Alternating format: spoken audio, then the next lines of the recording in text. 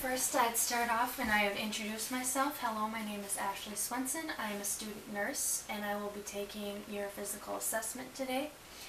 May I ask your name? Connor Swenson. And what brings you here today? I've been having migraines for the past couple days. Okay, do you take any medication? Been taking a couple Tylenol. Okay, do you take any other medications for... Nope. Do you have any other diseases or any other ailments? Nope. Have you had any previous surgeries, past surgeries? I've had my appendix removed. Okay, and how long ago was that? 4 years ago. Okay, so you're just having migraines then? Yep. Okay, can I ask you what date it is? February 24th, 2015. Okay, perfect. First I'm going to take and note any color or discoloration of his face. I'm going to note any symmetrical and asymmetrical signs. His ears are level with the outer corner of his eyes, and that's good. None of his facial features are drooping. Everything seems to be symmetrical. I'm going to ask him to do a couple simple commands. Can you smile for me? Okay, and everything's symmetrical there. And then I'm going to note his appearance and how well he takes care of himself. And then he has no confusion because he can answer my questions and he can do his tasks. So then I'm going to move on and I'm going to take his vital signs. His height and weight have previously been taken before he came into this room. I'm going to make sure that his blood pressure is within the normal range, which is 120/80 for his age group. He is 23. And then I'm going to take his pulse, and anything in between 60 and 100 is considered to be good.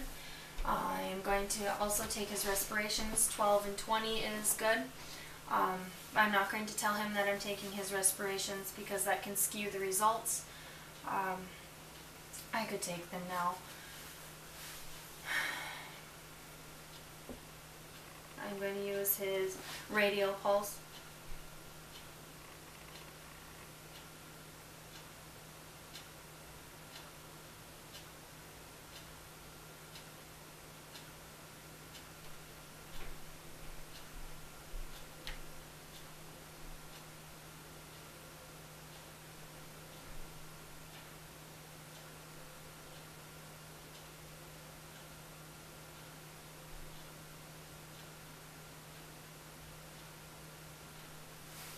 Okay, and it was, so 34 plus 34 is 68, so his pulse is 68, and I would take his respirations then, and I would take it for 30 seconds and then multiply it times 2 unless it was irregular, and then I would take it for the full minute. Once I'm all done with that, then I would take his temperature, and anything in between 96.8 to 100.4 is considered to be normal for his range, and that would be orally. Both the rectal and the forehead would be above the oral route, and then tympanic and axillary would be below the oral route.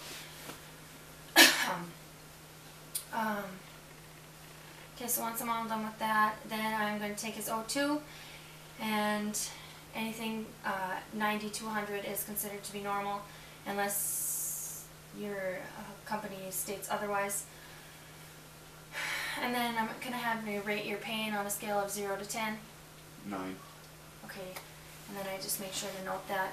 Once I'm done with that, then I'm going to move on to his head, and I would dim the room, and I'm going to just explain to you that I'm going to be measuring your pupil response to light, and I'm just going to come into the side and you can look straight at me. Oops.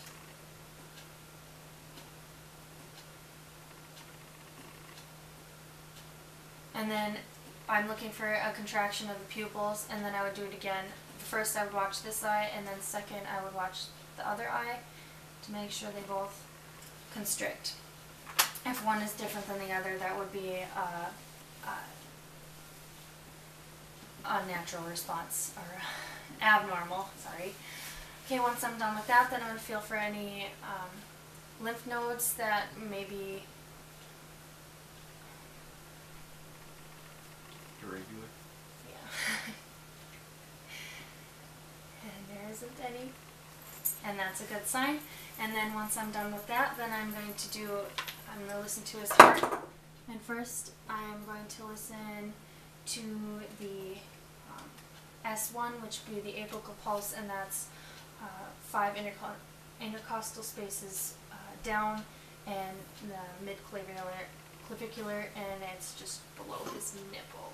And I would listen to that, and I would listen for any abnormal sounds, such as like swooshing or rubbing. And I would listen for a full minute, and I would count the apical pulse and make sure that's within normal ranges, which is 60 to 100. And then when I'm done with that, then the S1 is the mitral and tricuspid closing. And then I'd look at S2, and that would be the aortic and pulmonary valves closing, and that's the second intercostal space, and it's just to the right of the sternum. And I would listen for the same thing, any swooshing or rubbing or clicking, and I would listen for a full minute.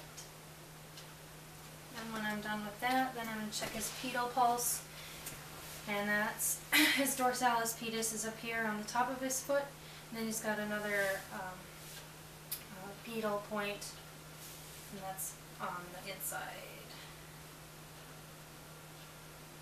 And I would make sure to note on both extremities for symmetry, and if one's off, I'd make sure to note that.